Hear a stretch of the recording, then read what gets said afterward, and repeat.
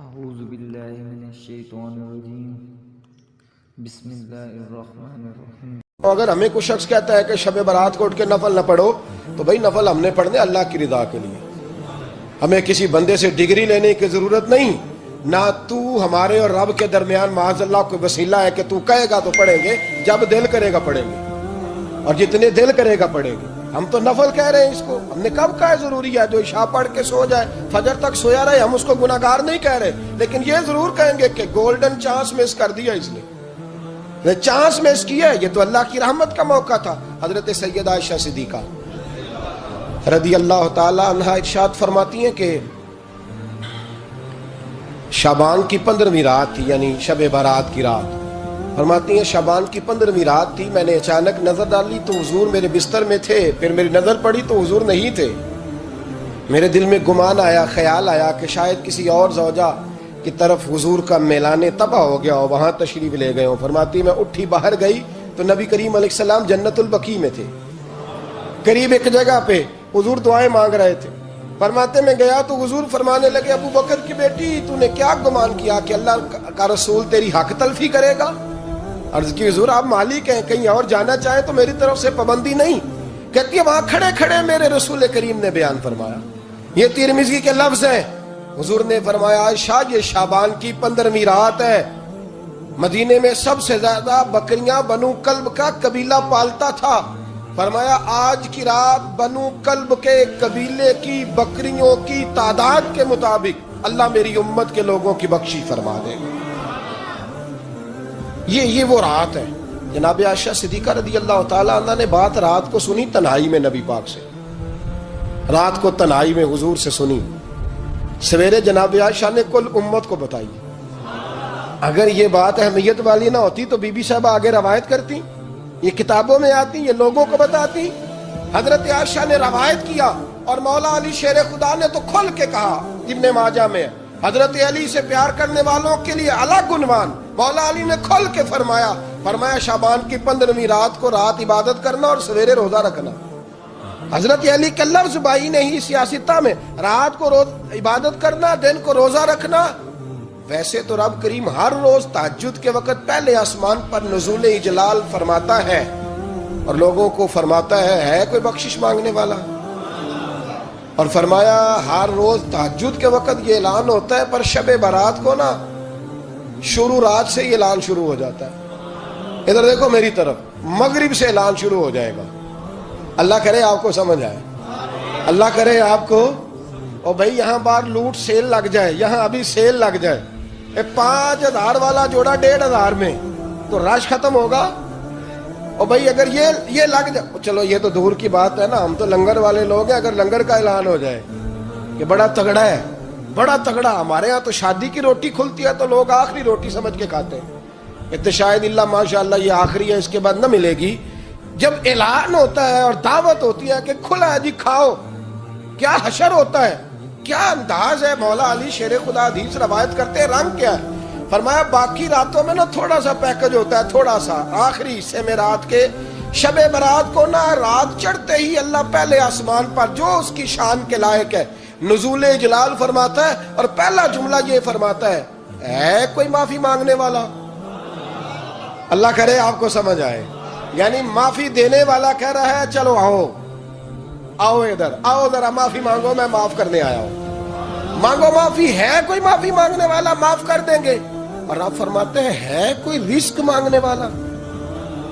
وہ جو بڑی درخواستیں دیتے پھرتے ہیں نا مختلف اداروں میں، وہ ایک درخواست نا کل شب برات والی رات بھی دیں۔ اللہ کرے آپ کو سمجھ آئے۔ وہ جو کہتے ہیں نا بڑی بڑی کمپنیوں میں نے اپلیکیشن جمع کرائی ہے تو کہیں کام نہیں بن رہا تو نسخہ دے رہا ہوں، ایک اپلیکیشن کل رات بھی جمع کراؤ انشاءاللہ کام بن جائے گا۔ اور میں نہیں کہہ رہا، مولا علی شیر خدا فرما رہے ہیں، اور وہ خود نہیں فرما رہے، وہ نبی پاک کا فرمان نقل کر رہے ہیں، اور وہ رسول اللہ صلی اللہ علیہ وسلم کی بات نہیں بیان کر رہے، وہ کہتے ہیں رب فرماتا ہے کوئی روزی مانگنے والا؟ سارے سیٹھوں نوابوں جاگیرداروں کے پاس جا کے تھک گئے ہو، ایک دن میرے کہنے پر، ایک رات، ایک دیہڑی ذرا شب برات والی لگا کے تو دیکھو، پر شرط یہ ہے کہ یقین کامل ہو، ارادہ یہ، مطلب اللہ معاف کرے آپ نے ناراض نہیں ہونا، لیکن وہ ماحول اس طرح کا ہے کہ شب برات کو ایک دو ساتھی کو کہا رات کو عبادت کر کہتے جی وہ تو ٹھیک ہے پر سویرے چھٹی نہیں، کام کرنا ہے. یعنی رب کہہ رہا ہے کہ تو آ جا شب برات کی رات، جو مانگے گا وہ تجھے، لیکن یہ ادھر نہیں توجہ کر رہا. یہ کہتا ہے سویرے 10 بجے دکان نہ کھلی تو مشکل ہو جائے گی، دفتر نہ گیا تو حالات آپ دیکھیں ذرا. اب جب یقین اس طرح کا ہو تو پھر تو بھائی ساری زندگی اداروں میں درخواستیں دینی ہے. پھر آپ جیسا آپ کا مزاج ہوگا، اللہ تعالیٰ تو بندے کے گمان کے قریب ہے. تو میرے رسول پاک علیہ السلام نے ہمیں یہ میسج دیا، پیغام دیا، فرمائے اس رات جو اولاد مانگے گا رب اسے بھی عطا فرمائے گا. اس رات جو اللہ سے بخشش مانگے گا اللہ اسے بھی دے گا. اس رات جو رب کریم سے عزت مانگے گا اللہ اسے بھی عطا کرے گا. شارحین نے لکھا اس رات جو رب سے پردہ پوشی مانگے گا اللہ اسے پردہ پوشی بھی عطا کرے گا. جو جنت کا سوالی ہوگا رب اپنے فضل سے عطا فرمائے گا. کوشش فرمائے، کوشش فرمائے.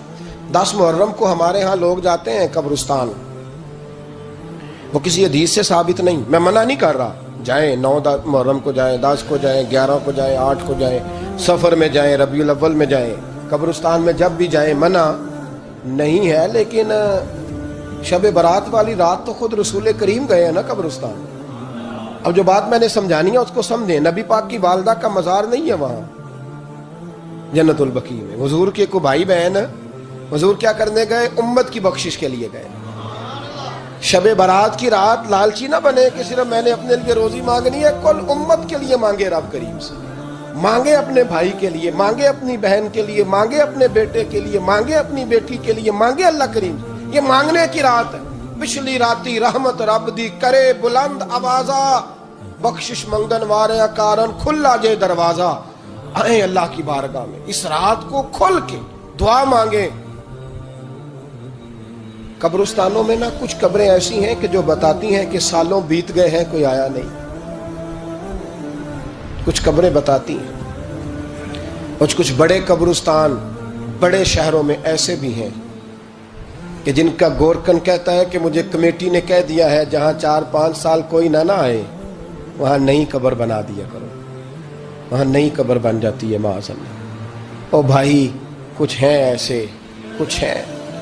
یہ جائیں نا اکبر بادشاہ یہاں لیٹا ہے لاہور میں تو شعر لکھا ہوا ہے، بر مزارے ماں غریباں نے گلے پروانہ سوزز نے صدائے بلبلے. فارسی کا مقولہ لکھا ہے اس کی قبر پہ، کہتا ہے میں وہ غریب ہوں. اعلیٰ بادشاہ ہے مقبرے میں لیٹا ہے، کہتا ہے میں وہ غریب ہوں کہ نہ یہاں کوئی پروانہ آتا ہے نہ بلبل آ کے گیت گاتی. کوئی آتا ہی نہیں، کوئی فاتحہ نہیں پڑھتا، کوئی فاتحہ نہیں پڑھتا. وہ بھائی کئی قبریں ایسی ہیں جن پہ سالوں بیت گئے کوئی لوٹا نہیں. اور مشکات میں حدیث ہے میرے نبی کریم علیہ السلام نے فرمایا جو قبر میں ہوتا ہے وہ تو اس آدمی کی طرح ہے جو دریا میں ڈوب رہا ہے اور وہ انتظار کر رہا ہے کہ میرا بیٹا میرے لیے دعا مانگے، میری بیٹی دعا مانگے. پر بیٹے کو تو 27 سال ہو گئے، ملک سے باہر ہے. کاغذ بنے گے تو ابے کی قبر پہ آئے گا نا، اس کے تو کاغذات ہی نہیں مکمل ہو رہے. وہ بیٹے کو تو مشکل ہے بڑی، وہ تو کاغذات نہیں بن رہے. وہ تو دولت کا مطالبہ پورا ہوگا تو جب ہی وہ کام ہوگا نا. انتظار ہو رہا ہے قبروں میں میرا بیٹا دعا کرے، میرا بھائی دعا کرے. اور اگر بچہ دفن ہے تو وہ کہتا ہے میری ماں دعا کرے، میرا باپ دعا کرے. کوشش کریں شب برات بعد از مغرب یہ رواج پیدا کریں. یہ رسول اللہ کا طریقہ ہے صلی اللہ علیہ وسلم. قبرستان میں جائیں اور جا کر کے وہاں اللہ تبارک و تعالیٰ سے دعا مانگیں کہ یا اللہ جو اس قبرستان میں لیٹے ہیں وہ بھی، اور جو آج تک کلمہ پڑھنے والے دنیا سے گئے وہ بھی، اور جو قیامت تک جائیں گے وہ بھی. اے اللہ تو سب کی بخشش فرما دے. اللہ کی رحمت کو محدود نہ کریں کہ صرف مجھے بخش دے، اسے کہیں یا اللہ کل کی بخشش فرما. ساری امت کے لیے دعا کریں. شب برات کی رات نفل پڑھیں. ہمارے ہاں محفل ہوتی ہے ہر سال الحمدللہ، بڑے شوق سے بڑا خوبصورت ہم اہتمام کرتے ہیں. لیکن میں اکثر دوستوں سے کہا کرتا ہوں کہ جن کو اکیلے میں نفل پڑھنے میں مزہ آئے وہ اکیلے میں پڑھیں. کتنی کھلی بات کر رہا ہوں.